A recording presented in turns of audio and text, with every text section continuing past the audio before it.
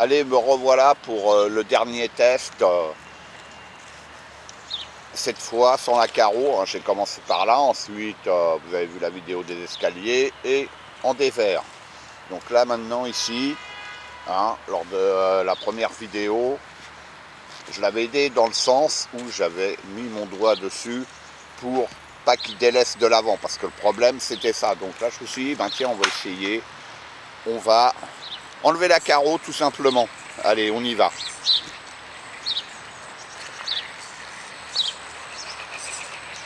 Et là il monte, il monte tranquille.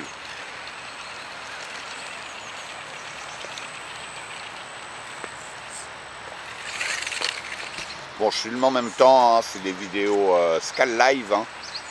FTX Canyon, sortie de boîte. Et là ici j'en ai encore moins qui montent, hein, qui arrivent pas à monter. Hein. Voilà. Et là, sans la carreau, vous voyez, il monte. Hein. Le grip, il est quand même là. Hein. Les pneus ils sont pas si pourris que ça. Hein. C'est le fait de la carreau, elle est lourde quand même, mine de rien, et puis ça le fait basculer. Bon, on va essayer là.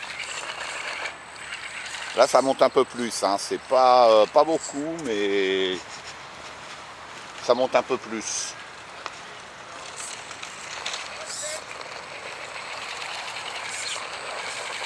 Ah, là par contre il patine. Là je pense que j'ai franchi les limites.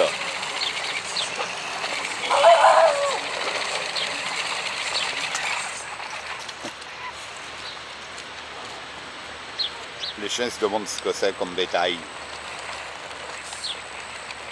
Un animal à 4 roues. Allez. Bon là c'est un manque d'adhérence. Ouais.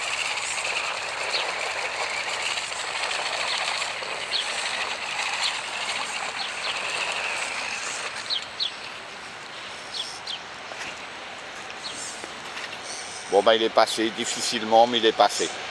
Bon là il commence à avoir un peu de monde.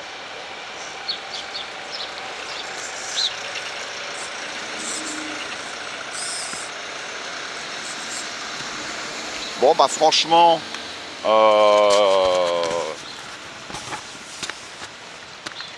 j'aurais pas cru ici. Hein. Dans les dévers il est bon, hein, vous l'avez vu.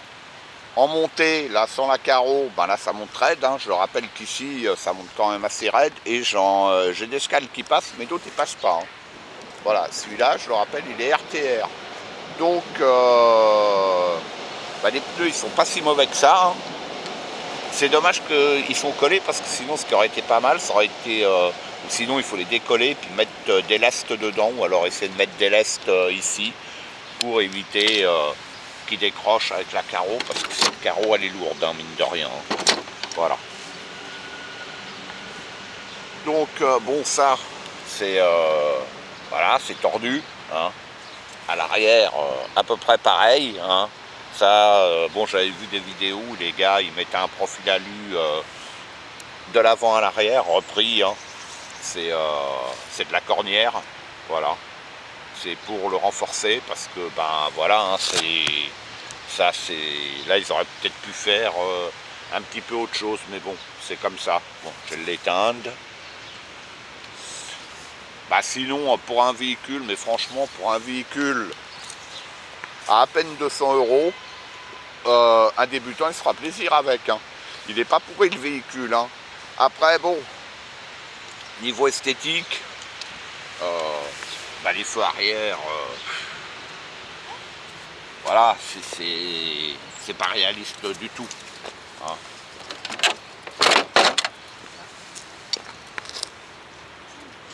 Devant, c'est pareil, c'est la même chose. Cette carrosserie, elle ressemble à un Defender, mais c'est tout, quoi. Voilà, c'est pas.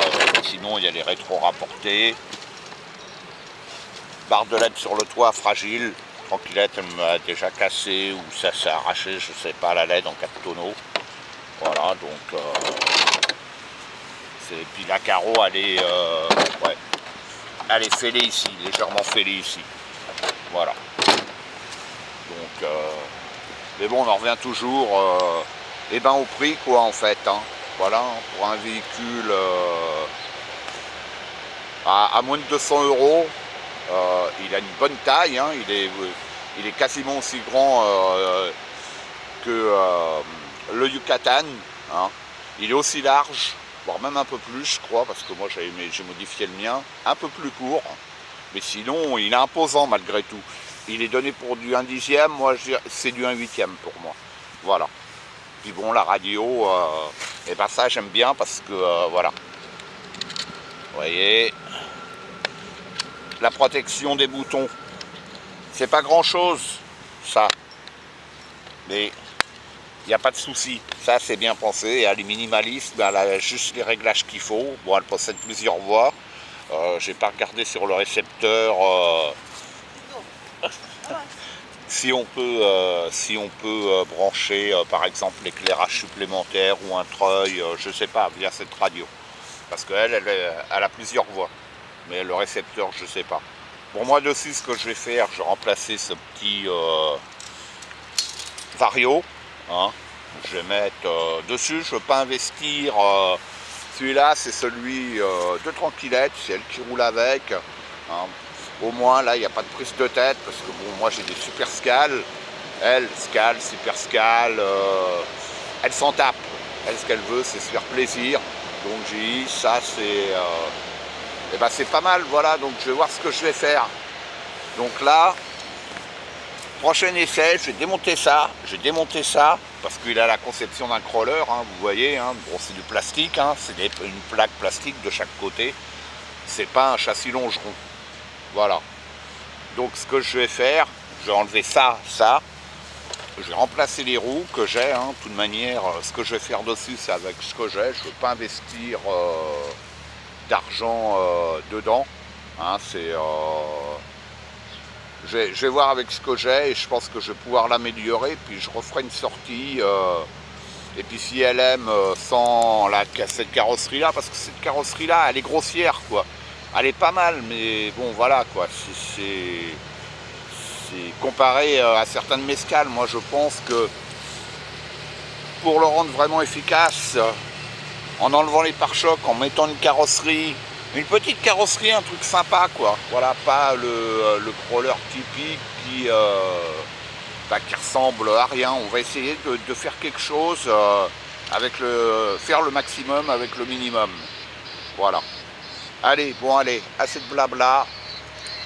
Ça sera la suite des aventures pour une autre vidéo quand j'aurai modifié. Là déjà j'ai vu ce que je voulais voir. Hein. Il n'y a pas de souci. Hein. Vous avez vu sur les troncs quand c'était mouillé.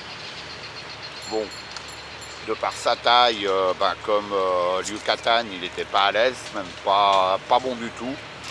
Ensuite, sur la terre, en grimpette, ça allait, il était à la limite. Hein. Mais il monte quand même, hein, il a quand même de bonnes capacités. Hein. Voilà, mais on peut l'améliorer pour pas trop cher. Bon, c'est tout. Allez, je vous dis à bientôt sur la chaîne RC Garage 75 pour de nouvelles aventures. À bientôt.